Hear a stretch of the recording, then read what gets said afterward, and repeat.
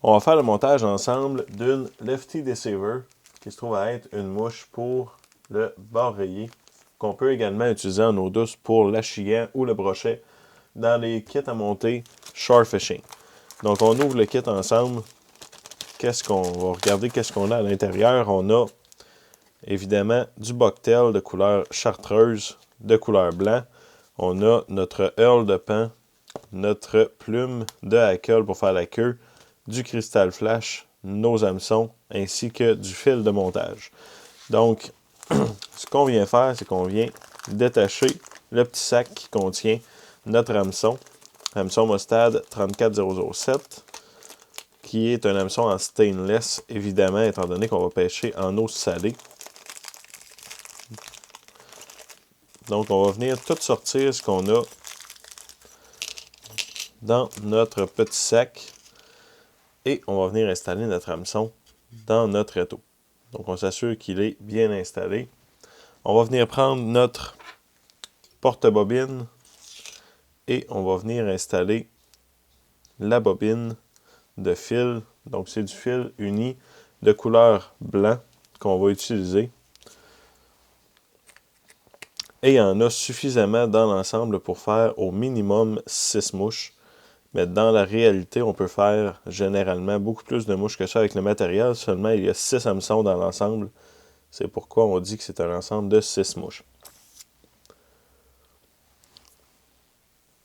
Donc, je vais passer mon fil dans mon porte-bobine. Un coup que c'est fait, on débute tout de suite notre montage en amenant notre fil de montage totalement à l'arrière, tout juste avant le début de la courbure de notre hameçon. Et dans chaque ensemble, on a donc la recette qui est bien indiquée. On peut également se fier sur, bien sûr, l'image que l'on a pour ce qui est des proportions. Donc, première étape, on vient sélectionner pour faire la queue 4. Donc, on va prendre le 4 hackles de couleur blanc. Donc, dans notre ensemble, on vient en chercher 4. La première étape, c'est de venir mettre tous les pointes collées les unes aux autres. Donc,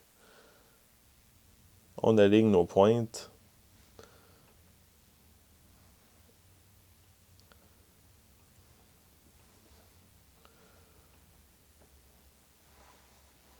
Et une dernière. Donc, 4 pointes sont alignées ensemble. Maintenant, ce qu'on vient faire, on vient sélectionner la longueur de la queue que l'on veut, dépendamment évidemment de la grosseur de notre hameçon. J'aime ça faire environ 1,5 fois la longueur de mon hameçon qui va dépasser vers l'arrière.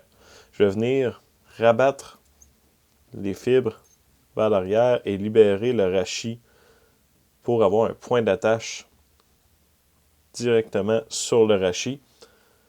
Et on vient attacher le tout sur le dessus de notre hameçon, bien sûr. On fait quelques tours de montage. On n'a pas besoin de l'attacher sur toute la longueur du corps. Généralement, environ la moitié de notre hameçon, ça va être amplement suffisant pour ce qui est d'avoir une queue qui va se tenir solidement et que les prédateurs ne réussiront pas à venir arracher. Deuxième étape, former le corps. On prend le tinsel argent qui est fourni dans notre ensemble et on vient l'attacher complètement à l'arrière. Par la suite, on amène notre fil de montage complètement à l'avant. Donc, on va venir tourner le tinsel autour de notre corps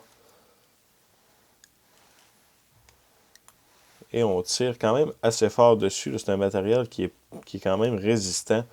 Donc, en tirant assez fort dessus, ce que ça fait, c'est que ça vient épouser vraiment la forme des matériaux du corps et ça vient ne pas donner, en fait, ça vient faire un fini lisse qui ne donnera pas là, de place aux poissons prédateurs avec leurs dents pour venir arracher le tinsel. Une fois que c'est bien installé, on vient le fixer solidement en place avec 4 ou 5 tours de fil de montage. 4-5 tours de fil de montage, on est maintenant prêt à venir mettre la bedaine, le ventre de notre streamer. Donc, on vient se prendre une petite pincée de poils de chevreuil de couleur blanc.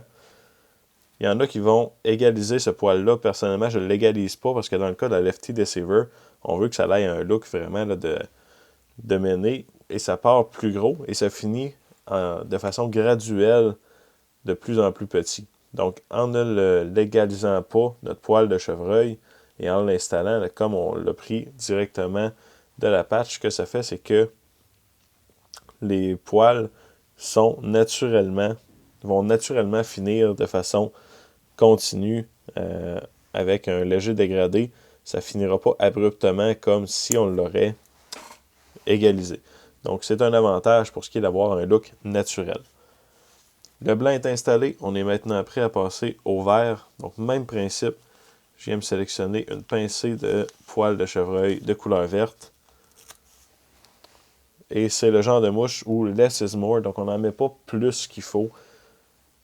Dans mon cas, je vais venir juste, sans les égaliser réellement, avec mes doigts, je viens juste sélectionner la pointe de ceux qui sont vraiment, vraiment plus longs.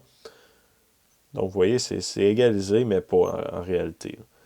Et on vient mettre plus long un peu que le blanc d'en dessous pour, encore une fois, avoir l'effet taper, l'effet qui va être graduel. On vient l'installer sur le dessus de notre hameçon. Par la suite, on a du Crystal Flash dans notre ensemble. On vient sélectionner environ 4 brins de Crystal Flash. On va venir les installer sous notre hameçon. Et vous voyez, je laisse environ la moitié dépasser vers l'avant. C'est voulu, c'est normal. On vient les installer. On rabat par la suite. Comme ça ici. De cette façon-là, c'est vraiment très très solide. Il n'y a aucun poisson qui va arriver à venir arracher simplement notre Crystal Flash. On vient le couper tout à la même longueur, environ la moitié de la longueur de notre hameçon. Ça vient faire une gorge à notre mouche. Et là, on vient complètement à l'avant avec notre fil de montage et on vient recouvrir de façon uniforme. Le but, c'est de former tout de suite la tête de notre mouche. Donc, une fois que la tête est formée, dernière étape, on vient prendre du hull de pan. On s'en prend environ 4 à 6 fibres. Donc, ça dépend de comment est-ce qu'on l'aime. Personnellement, j'aime cette mouche-là quand même assez sparse, qu'on va appeler assez aérée.